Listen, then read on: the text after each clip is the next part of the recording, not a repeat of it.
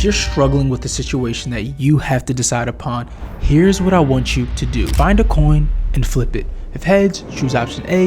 If tails, choose option B. But you're not going to do that because that's just downright crazy. Whatever decision that you have to make, you care about it. In fact, you care about it so much you feel stuck and you don't know how to get yourself to make a choice. And you're not just going to let something like fate or chance choose for you. What if you make the wrong decision? You'll probably have to live with the regret or waste precious time cleaning up the mess which should have never happened in the first place. And if you really think about it, it all boils down to being afraid. Being afraid of regret, afraid of making the wrong decision, afraid of failure. And you know what? That's totally normal. As a kid, you may have had the opportunity to choose simple things like the color that you're going to paint your room or the toys that you own. But the things that really mattered, like where you lived or the kind of education you got or the kind of people you hung around, were all decided by your parent or guardian. Then one day, without any prior training or any kind of manual, your life was put in your own hands. Having this huge responsibility just dropped on your lap can make just about anyone freak out. And the thing is, you have to prove to yourself that you're not just going to drive into a ditch now that you have the will.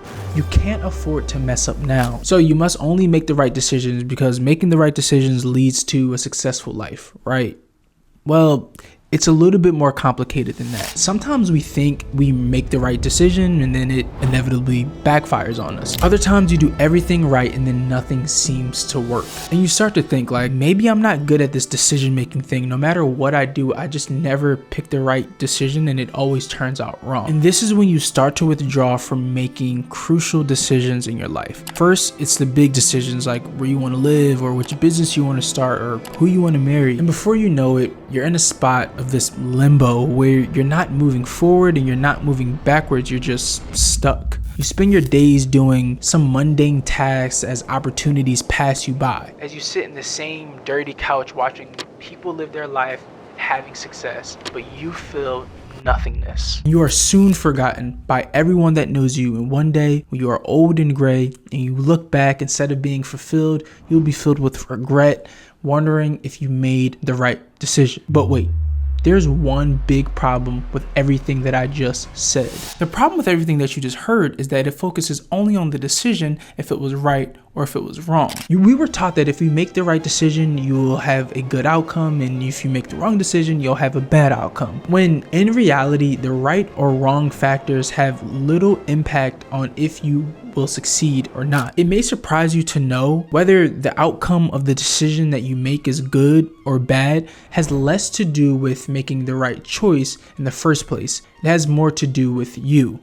Let me explain. A few years ago, a couple psychologists got together to do an experiment. They wanted to find out what really separated the decision to jump off the cliff or the kind of person who changes their shirt 7 times before they leave the house in the morning. So they got a bunch of participants who were either very decisive or very indecisive. At the end of the experiment, they found something very interesting.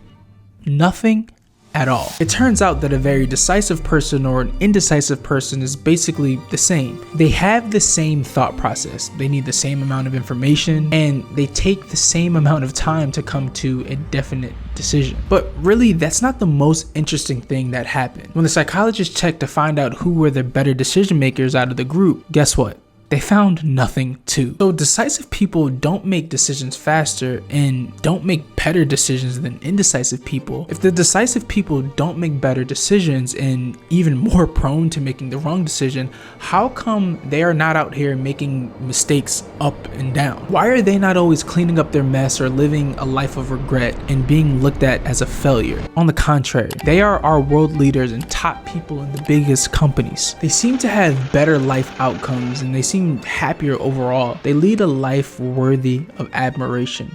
But shouldn't the indecisive person at least have the same quality of life? There's only one explanation. What happens after the decision-making process? So the study found that the decision-making process was the same. The only thing that separated the two groups was the level of confidence in whichever choice that they had made. The decisive group chose an option and never looked back, while the indecisive group changed their mind even once they knew they've chose the right option. Low decision confidence easily translates into discouragement or lack of commitment, and unstable dedication. And we all know how much these things can affect how much we are actually successful in life. So if you really think about it, we have been asking the wrong question this whole time. Instead of worrying about the quality of the decision, we need to work on the level of confidence and commitment to the choices we make. God says in his word that whatever you do, work at it with all your heart, knowing that you'll receive the inheritance from the Lord as a reward. So don't go flipping coins or shuffling a box.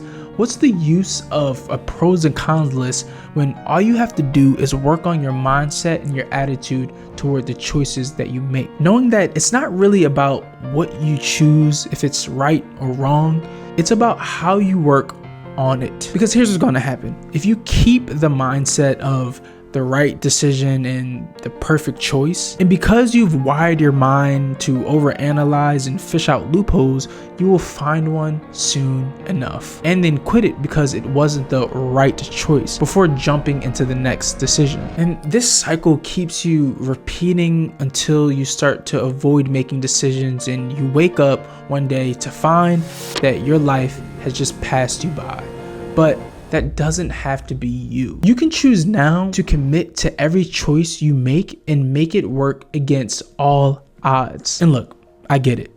All this is easier said than done. So what I've done is created a system for you to better make decisions, and hopefully you can have a different decision-making process moving forward. So I got this idea from a book called Be Your Future Self Now. There's a quote that I really like. The quality of the connection that you have to your own future self determines the quality of life and your behaviors now. So if you have a clear picture on who you want to be in the future and what kind of person that will be, making decisions right now will not be that much of a hassle because you will always choose the things that is beneficial to your future self. But what if after all this you still make the wrong decision? The good news is decisions are not forever. You can decide to dwell in your mistake or just look on the bright side. There's always room for improvement.